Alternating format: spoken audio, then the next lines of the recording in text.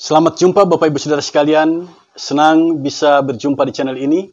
Kali ini kita akan menjawab pertanyaan MTPJ Gemim tanggal 27 Agustus sampai tanggal 2 September tahun 2023. Kita masih dalam sukacita merayakan Hari Kemerdekaan Republik Indonesia, semangat menjalani kehidupan karena Tuhan Yesus senantiasa beserta dengan kita. Saudara sekalian, kita langsung saja masuk pada 3 pertanyaan yang diajukan di sini. Pertanyaan nomor 1, apa yang saudara pahami tentang Tuhan Allah dan berhala dalam perikop Yeremia pasal 10 ayat 1 sampai ayat yang ke-16? Yang kedua, adakah berhala-berhala modern di sekitar Anda dan bagaimanakah menghindari dan mengatasinya? Pertanyaan nomor 3, bagaimanakah kita menyatakan pengakuan tentang Tuhan adalah Allah yang benar, hidup, dan Raja yang kekal dalam kehidupan sebagai orang percaya? Saudara sekalian, mari kita bahas satu persatu 3 pertanyaan ini. Yang pertama, apa yang saudara pahami tentang Tuhan Allah dan berhala dalam perikop Yeremia 10 ayat 1 sampai ayat yang ke-16? Ini pertanyaan yang menarik sekali saudara sekalian, sebab dengan menjawab pertanyaan ini, kita menggali teks, memahami apa sesungguhnya yang disampaikan oleh Nabi Yeremia. Pertanyaan ini sungguh menarik perhatian kita. Dengan menjawab pertanyaan ini, kita beroleh kejelasan mendasar bedanya Tuhan Allah dan berhala. Jadi Tuhan Allah dan berhala itu sungguh berbeda. Dari Yeremia pasal 10 ayat 1 sampai ayat yang ke-16, kita membaca ada sindiran keras di sana. Sindiran keras yang disampaikan oleh Tuhan Allah kepada umat yang terpengaruh dengan penyembahan berhala dari bangsa-bangsa lain. Nabi Yeremia menyerukan agar umat kembali kepada Allah. Nabi Yeremia menyerukan agar umat bertobat dari penyembahan berhala. Kembalilah kepada Allah. Sebab Allah yang sejati bukanlah berhala. Nah, berhala adalah benda atau sesuatu yang diyakini punya kuasa dan disembah. Pada zaman Yeremia, berhala itu dalam wujud patung yang terbuat dari kayu. Kemudian patung itu dilapisi dengan emas dan perak. Berhala itu berbeda dengan Tuhan Allah. Nabi Yeremia menyebut nama Allah, yaitu Yahweh atau Tuhan. Perhatikan Yeremia pasal 10 ayat 10. Dari ayat 3 sampai ayat yang keempat, berhala itu dijelaskan. Berhala itu dibuat dari kayu yang kemudian diperindah dengan emas dan perak.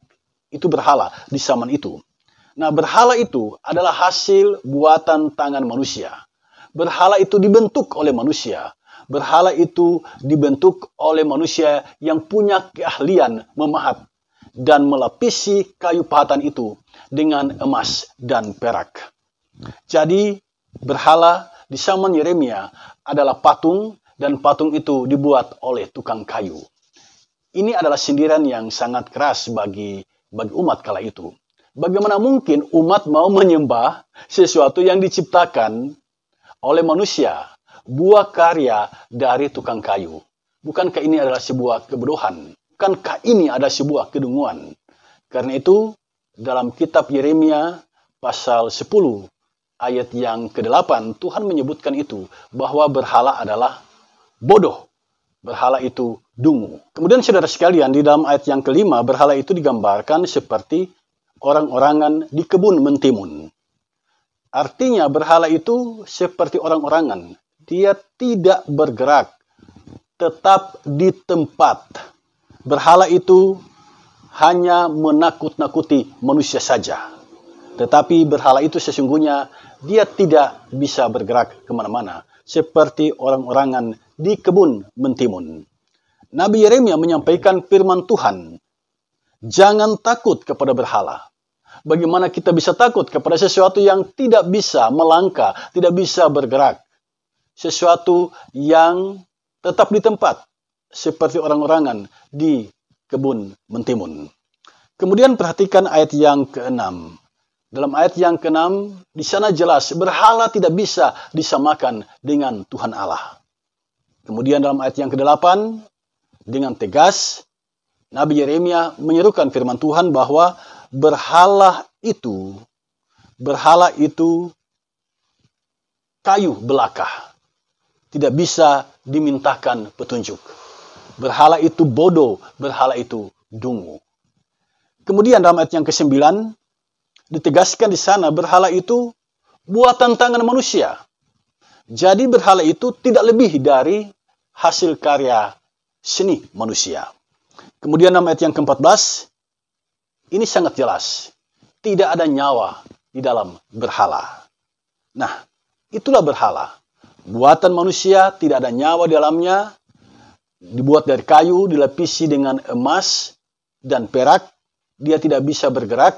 Dia seperti orang-orangan di kebun mentimun. Jadi, berhala itu benda mati, tidak punya nyawa, dan untuk apa disembah? Inilah sesungguhnya yang mau disampaikan oleh Nabi Yeremia. Berhala beda dengan Tuhan Allah. Gambaran tentang Tuhan disebutkan di sini bahwa kalau berhala itu buatan tangan manusia, maka Allah itu adalah pencipta. Berhala ciptaan, Allah pencipta. Beda sekali antara langit dan bumi. Dalam ayat yang ke-7, kita menangkap pesan, siapakah yang tidak takut kepada Allah? Berarti kuasa Allah itu lebih hebat, lebih besar daripada berhala.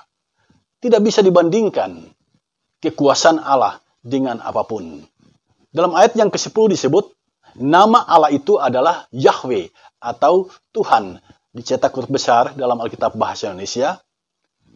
Yahweh itu atau Tuhan itu disebut sebagai Allah yang benar, Allah yang hidup, Raja yang kekal. Ayat ini sesungguhnya menegaskan siapa Tuhan yang harus disembah. Itulah Yahweh. Itulah Tuhan. Dialah Allah yang harus disembah. Yahweh atau Tuhan itu benar. Artinya tidak salah. Dia tepat untuk diposisikan sebagai Allah. Tuhan itu hidup. Artinya dia bergerak. Dia dinamis. Dia tidak statis. Dia selalu bergerak kemana saja dia mau. Tuhan itu Raja yang kekal. Artinya dia memerintah, dia berkuasa atas alam semesta ini. Itulah pengertian Raja yang kekal. Nah, demikianlah saudara sekalian yang boleh saya sampaikan di kesempatan ini. Jadi, pertanyaan nomor 1 ini sesungguhnya menunjukkan kepada kita, Tuhan dan berhala itu beda.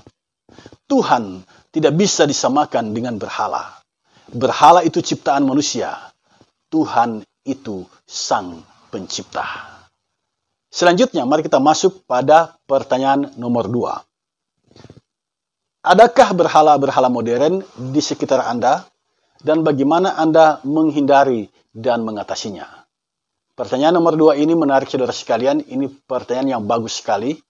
Menuntun kita untuk segera mengetahui bahwa di sekitar kita ada yang namanya berhala-berhala modern. Dan kita diminta untuk berpikir bagaimana menghindari dan mengatasinya. Jadi ada 2 hal yang menjadi perhatian kita di sini dalam pertanyaan nomor 2. Yang pertama, apakah ada berhala modern? Itu yang pertama. Yang kedua, bagaimana menghindari dan mengatasinya.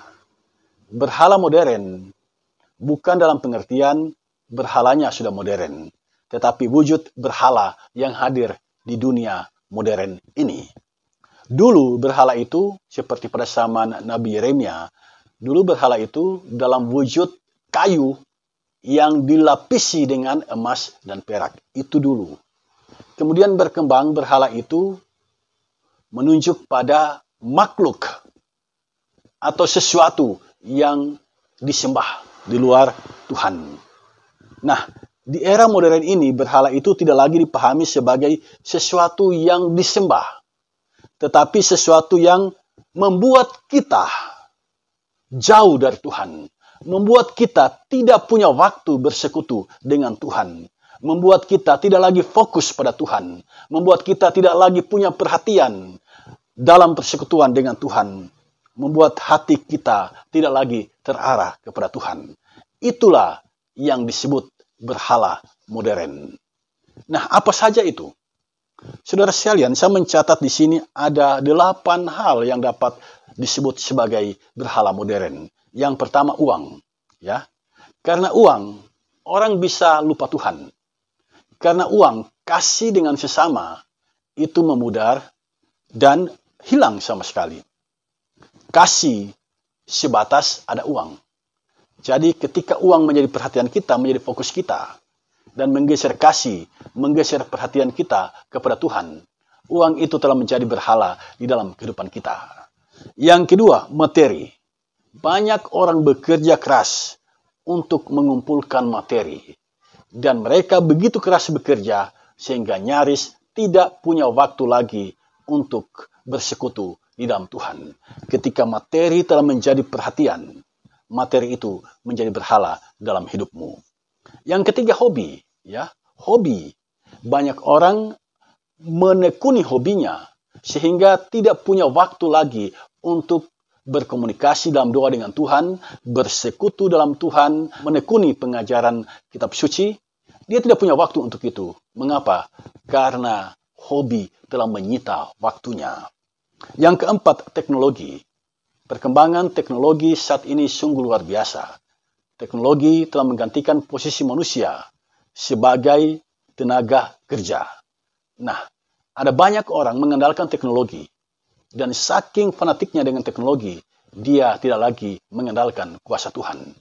Dia melupakan Tuhan. Tuhan tidak lagi menjadi fokus dalam hidupnya.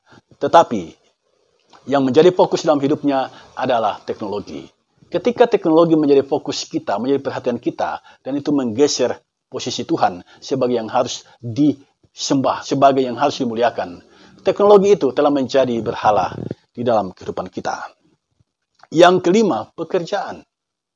Ya, pekerjaan. Apapun pekerjaanmu, jika engkau terlalu sibuk dengan pekerjaanmu dan tidak ada lagi kesempatan untuk bersekutu dalam Tuhan, tidak ada lagi ruang untuk berdoa kepada Tuhan, maka pekerjaanmu itu telah menjadi berhala di dalam hidupmu.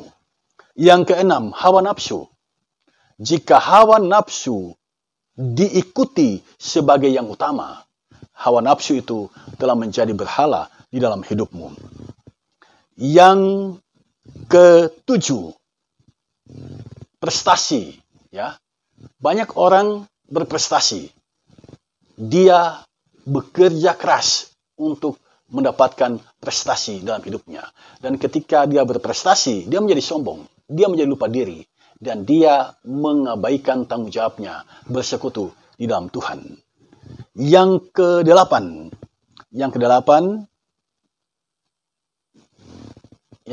adalah tradisi.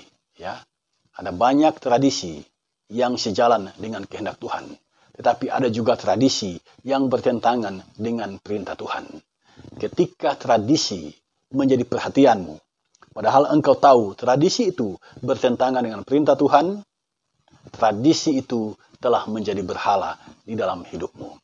Jadi yang disebut berhala modern adalah sesuatu yang menarik perhatianmu, yang menjadi fokus hidupmu, sehingga engkau tidak punya lagi perhatian atau fokus pada persekutuan dengan Tuhan. Ketika persekutuan dengan Tuhan diabaikan dan engkau berfokus pada yang lain itu telah menjadi berhala di dalam hidupmu. Selanjutnya, bagaimana cara menghindari dan mengatasinya? Kalau di dunia modern ini ada banyak berhala, bagaimanakah cara kita menghindari dan mengatasinya? Saya mencatat 3 hal penting. Yang pertama, bangunlah komitmen dengan Tuhan. Bahwa Tuhan itu adalah yang utama dan yang pertama. Itu yang pertama. Yang kedua, aturlah waktu sebaik mungkin. Harus punya manajemen waktu. Sehingga kita tahu kapan kita harus bekerja dan kapan kita harus membangun hubungan yang akrab dengan Tuhan. Dalam persekutuan yang benar dengan Tuhan. Yang ketiga, jadikanlah doa itu sebagai kebutuhan hidup. Jika kita menjadikan doa sebagai kebutuhan hidup, dimanapun kita berada, kita pasti bersekutu di dalam Tuhan. Demikianlah saudara sekalian, jawaban atas pertanyaan nomor 2 yang boleh saya share pada kesempatan ini. Dan selanjutnya, mari kita masuk pada pertanyaan nomor 3. Bagaimanakah kita menyatakan pengakuan tentang Tuhan adalah Allah yang benar, hidup, dan Raja yang kekal dalam kehidupan sebagai orang percaya? Nah, saudara sekalian, pertanyaan nomor 3 ini benar-benar lebih menukik lagi. Jadi bagaimana kita mengaplikasikan pengakuan bahwa Tuhan itu Allah yang benar, Tuhan itu Allah yang hidup, Tuhan itu Raja yang kekal. Nah, bagaimana itu mau diaplikasikan dalam realitas kehidupan kita sehari-hari, sehingga benar-benar apa yang menjadi keyakinan kita terlihat di dalam kehidupan kita. Saudara sekalian, saya mencatat di sini bahwa pengakuan tentang Tuhan adalah Allah yang benar, itu harus dinyatakan dalam persekutuan dengan Tuhan, dan kita tidak tergoda pada berhala. Jadi, setelah kita memahami tentang adanya berhala modern, jalanilah kehidupan yang selalu bersekutu di dalam Tuhan. Dan jangan beri ruang untuk berhala modern. Artinya fokus kehidupan kita hanya kepada Tuhan. Kalau itu kita lakukan, maka pengakuan bahwa Tuhan itu adalah Allah yang benar, itu benar-benar nampak di dalam kehidupan kita. Yang kedua, pengakuan tentang Tuhan sebagai Allah yang hidup. Itu artinya Tuhan itu adalah sumber kehidupan, dan karena Dia sumber kehidupan, kita selalu berkomunikasi dalam doa dengan Tuhan. Tuhan itu hidup. Jangan perlakukan Dia sebagai benda mati. Kalau Dia hidup, itu berarti berkomunikasilah terus dengan Tuhan. Bangunlah kehidupan doa setiap hari dalam persekutuan dengan Tuhan. Kemudian yang ketiga, pengakuan tentang Tuhan sebagai Raja yang kekal, itu artinya Tuhan yang memimpin kehidupan kita. Tuhan yang membimbing kehidupan kita. Dia yang berkuasa atas hidup kita. Itu berarti persembahkanlah hati kita kepada Tuhan. Ikut kehendak Tuhan. Kita menyangkal diri. Jangan lagi kita berpegang pada hatiku adalah rajaku.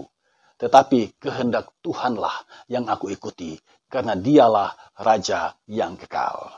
Saudara sekalian, itu yang boleh saya sampaikan melalui kesempatan ini.